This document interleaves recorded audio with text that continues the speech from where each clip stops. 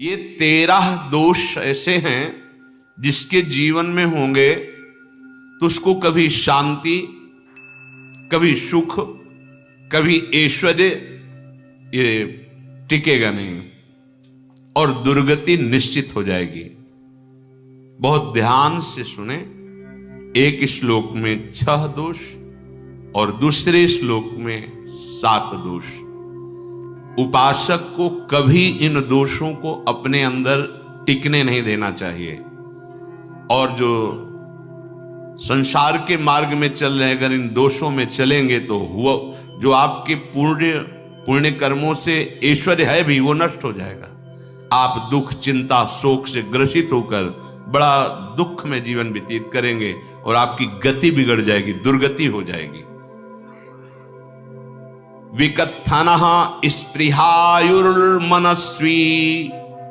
बिभ्रत कोपम चपलो अरक्षणश्च एतान् पापाः षण्णराः पाप धर्मान् प्रकुर्वते नोत्र सन्तः सुदुर्गे संभोग संविद विषमोति मानी दत्तानुतापी कृपणो बलीयान् वर्ग प्रशंसी वनितास्तु देष्टा एते परे सप्तनशंस वर्गाः। जो अपने मुख से अपनी बड़ाई प्रशंसा करता है, ये 13 लिख लो दिमाग में, डायरी में, क्योंकि ये नोट हो रहा है, आवाज डाली जाएगी, आप बार बार सुन। इनसे बचिए। अपनी बड़ाई, अपनी प्रशंसा कभी अपने मुख से नहीं करना, नहीं तो आपके पुण्य नष्ट हो जाएंगे, बुद्धि भ्रष्ट माने गिर जाएगी। अगर परमार्थ में चल रहे हैं तो भी, और व्यवहार में तो पुण्य नष्ट हो ही जाएंगे। बुद्धि गिरी हुई तभी ऐसी बात होती है। और यह दोष बहुतायत है, ये बहुत प्रभावशाली है। अपनी बड़ाई मारना, इसको देख लो, पकड़ो, सत्संग है। अपने मुख से कभी अपनी बड़ाई ना करना। अगर कोई अपने मुख से अपनी बड़ाई करता है तो उसके सुकृत नष्ट हो जाते हैं, बुद्धि भ्रष्ट माने गिर जाती, पतित हो जाती है, फिर निर्णय ठीक नहीं। अगर हमारा सारथी, हमारा ड्राइवर मूढ़ हो तो कहीं भी हमको गिरा देगा, तो वो बुद्धि भ्रष्ट मतलब गिर जाती है, निर्णय करने लायक नहीं रहती। अपनी प्रशंसा अपने मुख से करना। दूसरा, लोलुपता, ये वृत्ति नहीं होनी चाहिए। धर्म से चलेंगे, धर्म के द्वारा जो हमें प्राप्त होगा उसी से हम अपना भरण पोषण करेंगे। आपके बच्चे स्वस्थ होंगे, बुद्धिमान होंगे, परिवार में बहुत सुख और शांति होगी। भले दीपक की तरह जलो, बहुत काल तक रहेगी।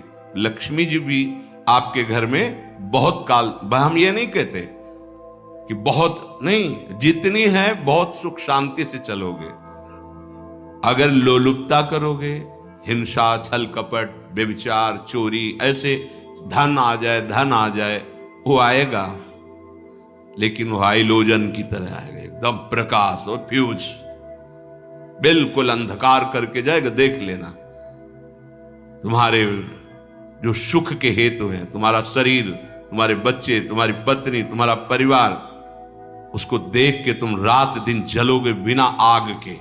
ऐसे उनके आचरण होंगे, ऐसे उनके अंग होंगे, ऐसे उनके दिमाग होंगे, ऐसा उनका व्यवहार होगा। ये लोलुपता अगर उपासक में या किसी में है तो उसको नष्ट कर देती है। सावधान। तीसरा, यदि आपका अपमान होता है तो आपको उसे सहन करना होगा, उससे आपके पाप नष्ट हो जाएंगे।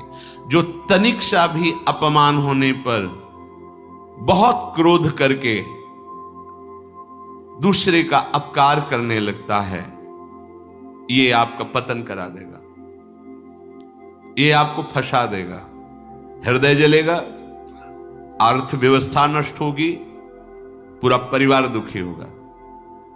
जरा सा अपमान की संभावना में आप किसी से भी भिड़ गए, किसी से भी, वो ये प्रवृत्ति आपका पतन कर देगी। उपासक में तो अपमान सहना अमृत है, नीचापमानम सुधा, पर व्यवहार में भी ज्यादा उत्तेजित मत होइएगा। ये तो कुछ मिनट की बात है। अगर आपने उसे मारा पीटा, रिपोर्ट हुई कानून की, ओ फंसते चले जाओगे, अर्थ जाएगा, समय जाएगा, चिंतन जाएगा, बहुत तरह से हानि हो जाएगी। अगर आप सह गए तो आपका सहना उसके लिए आग बन जाएगा।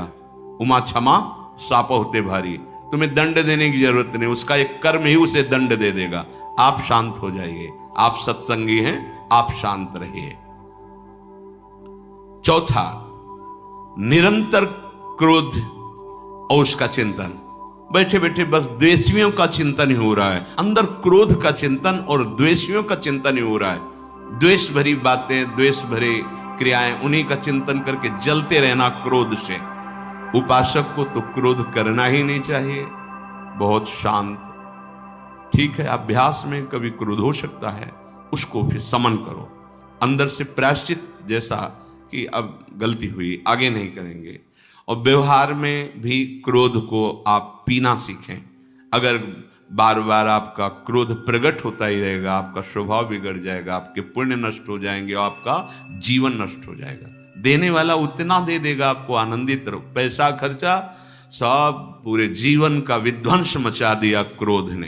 कहीं भी आप देखो, किसी से क्रोध करके देखो, फिर देखो तुम्हारा भजन चल रहा है, तुम्हारी वो आनंद वृत्ति है नहीं, जलोगे और वो जलन और गुस्सा दिलाएगी, और वो बैठे बैठे जलो नहीं। ये क्रोध जो है, ये चाहे व्यवहार में हो चाहे परमार्थ में, दोनों की हानि करने वाला है।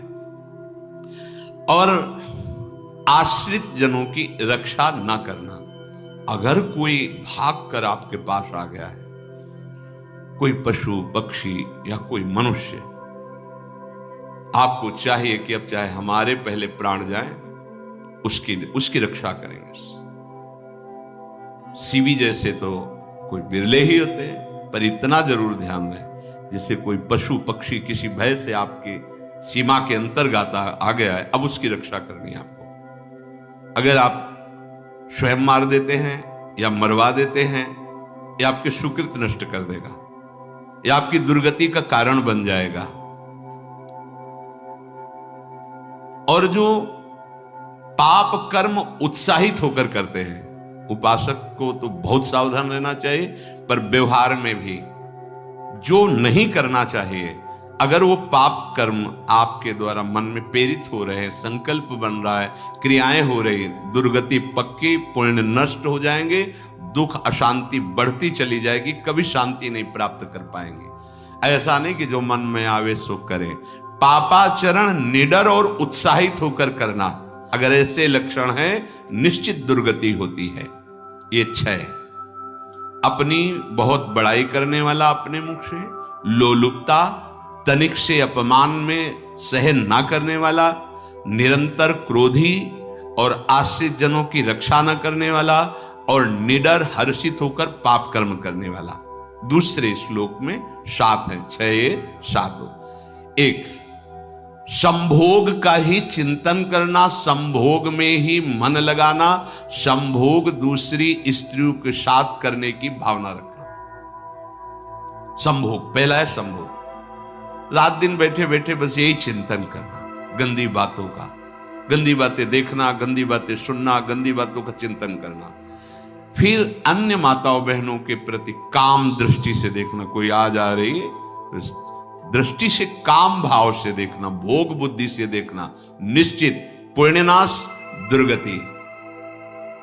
बड़े बड़े उदाहरण इतिहास में हैं, जिन्होंने ऐसा दृश्य नेत्रों से देखने की चेष्टा की, मन में संकल्प किया भोगने का, नष्ट हो गए, चाहे वो कितने बड़े प्रतापी हो। ये दुर्योधन कोई साधारण थोड़ी है, भगवान व्यासदेव जी के द्वारा ही तो, भगवान व्यासदेव जी ही इसकी उत्पत्ति का कारण है। आप देखो, इतने महान पुलस्त जी ही उत्पत्ति का कारण है रावण की। बस यही ऐसे दोष हैं जिनके कारण जीव नष्ट हो जाता है। ठीक है, धर्मयुक्त काम भगवान ने आदेश किया है, आपका पाणिग्रहण संस्कार हो गया है, संतानोत्पत्ति की भावना से कुछ पवित्र तिथियों का त्याग करते हुए चर्चा में हुई है। एक नियम है, एक आदेश है शास्त्र का। आप बहुत काम प्रवृत्ति वाले हैं तो प्रत्येक मास में जब माताएं बहनें पवित्र हो जाती मासिक धर्म से, तो जिनका पाणी ग्रहण आपने किया, जो पत्नी स्वरूप है, वो ठीक है। वहां भी बार बार के लिए व्यभिचार प्रवृत्ति के लिए शास्त्र आदेश नहीं करता, संयम पूर्वक, और उसका चिंतन नहीं करना। पाणी ग्रहण संस्कार है, घर में विराजमान है, एक संयम एक नियम के अनुसार उसका चिंतन तो फिर भ्रष्ट कर देगा। चिंतन प्रभु का करना है, चिंतन प्रभु की सेवा जो आपके कर्तव्य, इसके चिंतन से बचो। घातक है, बहुत बड़ा जहर है। अगर विषय चिंतन होने लगा तो मरोगे, जिंदा जलोगे, दुर्गति भी होगी। ये अंदर की जो आग है ना, कामाग्नि, ये इतनी बढ़ती चली जाएगी, तुम्हारे होश खराब हो जाएंगे कि मुझे क्या करना चाहिए, क्या नहीं करना चाहिए। कुआ मदांधो मदनातुरोवा, अंधा हो जाएगा, नहीं दिखाई देगा अनुजा तनुजा क्या है कौन है, कुछ नहीं, भ्रष्ट बुद्धि। संभोग का चिंतन नहीं। धर्मयुक्त काम आदेश है शास्त्र में। यदि आप प्रवृत्ति मार्ग में हैं तो अपनी पत्नी को जो पाणी ग्रहण स्वीकार किया है, वहां भी पवित्र तिथियों का त्याग करते हुए, एकादशी है, रामनवमी है, नव दुर्गा है, जन्माष्टमी है, राधाष्टमी, जो पवित्र तिथियों का त्याग करते हुए, और ऐसे जो मर्यादाएं हैं उसके अनुसार, और कहीं पराई स्त्री के साथ संभोग की बात निश्चित दुर्गति पक्की है। ऐसे ही माताओं के लिए है, स्त्री शरीर के लिए है। यदि वो ऐसी गलत चेष्टा, तो पतिवंचक परपति रति करही, रौरव नरक कल्पसत परही। ये भोग चिंतन से बचने की चेष्टा कीजिए तो क्रिया से अपने आप बच जाएंगे। क्रिया के पहले चिंतन होता है, चिंतन से ही क्रिया का आवेश आता है। चिंतन संभालिए, इसी से भगवत प्राप्ति होती है, चिंतन से, और इसी से दुर्गति भी होती है। अनन्यश्चिन्तयन्तु माम, भगवान चिंतन करे, मेरा करो, कर्तव्य कर्म मेरे को समर्पित करो। अब जब चिंतन संभोग का होगा तो बुद्धि भ्रष्ट हो जाएगी। ये जो राक्षसी प्रवृत्तियां सुनने को मिलती है ना, कि ऐसा हुआ, वो देखा सुना और चिंतन किए, अब इतनी राक्षसी वृत्ति आ गई कि बस अब उनमें और राक्षसों में कोई अंतर नहीं रह गया। दूसरा, विषमता रखने वाला, सबके साथ बर्ताव ऐसा कि मैं बहुत श्रेष्ठ हूं और दूसरे सब नहीं, ऐसा व्यवहार नहीं। सब भगवत स्वरूप है, समान व्यवहार। जैसे आपके भोजन है तो जो आप पा रहे हो वही सबको दीजिए, बैठने की व्यवस्था, उठने की व्यवस्था, क्रम बाय क्रम, पर उसको भी नीच भाव से मत देखिए। उस कोटि का उसको प्यार दीजिए, दुलार दीजिए, सम्मान दीजिए। इतनी विषमता न फैलाते रहे अपने जीवन में कि आप सबके निंदा के पात्र बन जाए। विषमता नहीं, सबको प्यार। हाँ ठीक है, पुत्र का अलग प्यार है, भाई का अलग प्यार है, पिता का अलग प्यार है, पर हमारा व्यवहार प्रीति युक्त होना चाहिए, विषमता भरा नहीं होना चाहिए। अगर हमारे चित्त में विषमता ही रही तो संसार है, प्रभु नहीं है। जीत विषम संसार कीर्ति जग बिस्तर है। जो विषमता पर विजय प्राप्त कर लेता है वही भगवत प्राप्ति का अधिकारी। ये विषमता बहुत बड़ी हानि है। तीसरी बात, अत्यंत मानी होना। जहां आपके प्राण कमजोर होंगे, पुण्य नष्ट होगा, आयुश्री सब नष्ट होना है, ऐसे आचरण करवाएगा गुरुजनों के साथ, महापुरुषों के साथ। ये बहुत नीच प्रवृत्ति है। अत्यंत मान प्रियता, मुझे सम्मान मिले, उत्तम प्रवृत्ति है। सबको मान देना, स्वयं अमानी रहना। चौथा, दान देने की बात कह के मुकर जाना या दान देकर पश्चाताप करना। दे दिया है, बहुत जल रहे हो, दूसरे से वार्ता कर रहे हो कि पता नहीं क्या यार बुद्धि में हो गया, हमने उसको इतना कहा था, उतना दे दिया, क्यों दे दिया, ऐसा ऐसा, मतलब अंदर चिंतन करना, क्यों दे दिया, तो दिया।